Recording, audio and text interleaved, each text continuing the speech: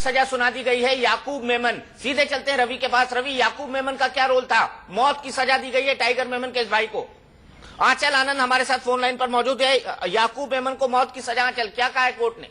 सबसे पहले कोर्ट ने एग्रावेटिंग और मिटिगेटिंग सर्कमस्टांसेस, जैसा हम पहले बात कर रहे थे कि दो तरह से तर्क दिए जाते हैं कि एग्रावेटिंग सर्कमस्टांसेस ये होते हैं कि किस हद तक और कितनी ग्रेविटी थी ऑफेंस की, कितना बड़ा रोल था। तो कोर्ट ने साफ तौर पर कहा है कि कमांडिंग पोजीशन थी याकूब मेमन की, यानी कि एक तरह से देखा जाए तो वही सारे के सारे शॉट्स कॉल कर रहे थे, वही तमाम लोगों से कॉन्स्पिरेसी को हैक करने की कोशिश कर रहा था, कांस्टेंट टच में था टाइगर मेमन से। और एक तरह से देखा जाए तो चाहे फाइनेंसेस को पहुंचाने का इन तमाम गतिविधियों के लिए, टेरर एक्टिविटीज के लिए रोल था या फिर लॉजिस्टिक्स का रोल था, वो याकूब मेमन का। निचली अदालत ने भी मौत की सजा सुनाई थी। सुप्रीम कोर्ट की बेंच ने आज कहा है कि वो कंकर करते हैं, यानी कि निचली अदालत के फैसले को अपहोल्ड करते हैं।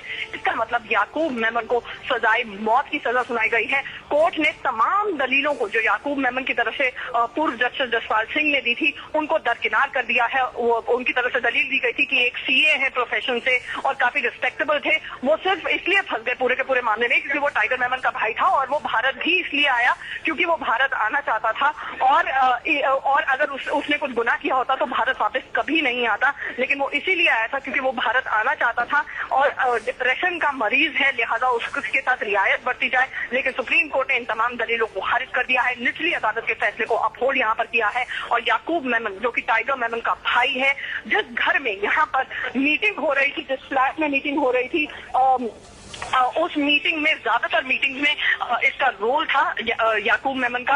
कोर्ट ने ये भी कहा कि कॉन्स्पिरेसी में जितनी भी बातें हो रही थी दुबई के साथ इन टच रहने की और जहां पे भी एग्जीक्यूट होना था टेरर एक्टिविटीज यहाँ पर, उसमें इसका रोल था। जरूरी नहीं कि हर मीटिंग में वो रहे, जो कि वहां पर बाकायदा, क्योंकि मुंबई में जब ये मीटिंग हुई कई सिलसिलेवार तरीके से कई मीटिंग्स हुई, तो कोर्ट ने कहा कि अल हुसैनी की बिल्डिंग में जब ये मीटिंग्स होती थी, कॉन्स्पिरेसी हैक की जाती थी, तो याकूब मेमन वहां पर ज्यादातर मीटिंग्स में मौजूद था। वो सब जानता था कि क्या हो रहा है। और यही नहीं, चाहे वो पासपोर्ट उपलब्ध कराना था, चाहे वो फाइनेंसेस को अरेंज करना था, चाहे वो लॉजिस्टिकल सपोर्ट था, सब कुछ याकूब मेमन की वजह से हो रहा था। इसलिए जो तमाम दलीलें याकूब मेमन के तरफ से वकील ने दी, उन सबको खारिज करते हुए, दरकिनार करते हुए, कोर्ट ने ये कहा है कि याकूब मेमन कमांडिंग पोजीशन में था और एक जो क्राइम कमिट किया उसने सबसे ज्यादा, जिसे कोर्ट ने कहा है कि क्राइम ऑफ अटमोस्ट ग्रेविटी, सबसे ज्यादा ग्रेविटी उस क्राइम की है जो याकूब मेमन ने कमिट किया है, लिहाजा उसे सजाए मौत दी जा रही है।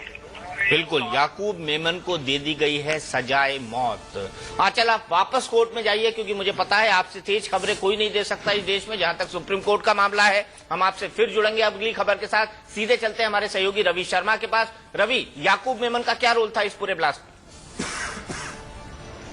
देखिए दीपक, याकूब मेमन वो शख्स था जो गैर मौजूदगी में दाऊद इब्राहिम और टाइगर मेमन के स्वयं उनका प्रतिनिधि यहां पर था और ये तब से शामिल था इस पूरी घटना में, जबकि इसकी साजिश रची जा रही थी, जो कि बहुत शुरुआती चरण में थी, जब दाऊद ने और टाइगर मेमन ने मिलकर तय किया था कि अब हमें इस तरह के एक वारदात को अंजाम देना, एक बड़ी वारदात को अंजाम देना और मुंबई को एक तरह से कहें तो दहला डालना है। उस समय से जो याकूब मेमन था पूरी तौर पर इस योजना में शामिल था। इसके बाद लॉजिस्टिक सपोर्ट देने से लेकर और बाकायदा मीटिंग्स की गई थी, वो तमाम में फैसिलिटेटर था वहां पर। इसके अलावा जब विस्फोटक आए उनको एक सही जगह पर ठिकाने पे रखना, ऐसी जगह प्रोवाइड कराना जहां पर बम बनाए जा सकें, वो जगह चिन्हित करना, लोकेट करना जहां पर बम रखे जाएंगे, जहां पर विस्फोट किए जाएंगे, इन तमाम में मुख्य भूमिका ये अदा कर रहा था। और यूं कहें कि मुंबई में जो ऑपरेशनल कमांडर के तौर पर डी कंपनी के उस पूरे अभियान में, उस पूरे जो है धमाकों में ये भूमिका निभा रहा था, एक अहम भूमिका निभा रहा था। और यही वजह है कि सबसे पहले भी फैसला इसी का आया है और सबसे मुख्य आरोपी, यहाँ पर जितने भी आरोपी पकड़े गए हैं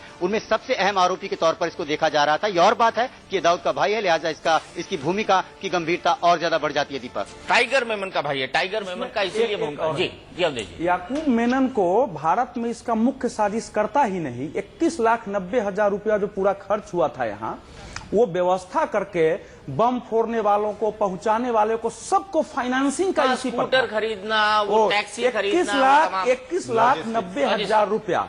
लेकिन मैं एक बात कहूंगा, जो फैसला हुआ था अगर आपको ध्यान में हो तो ये रोने लगा था और इसने कहा था कि ये मेरा भारत में आने का गलत फैसला था, मुझे मालूम था कि मैं जो कुछ भी कहूंगा मेरे पर विश्वास नहीं किया जाएगा और मुझे जो सजा मिल रही है वो अन्याय है, क्योंकि मैंने ऐसा नहीं किया है। और जोर जोर से चिल्लाने लगा था, उसके परिवार के लोग पकड़ रहे थे।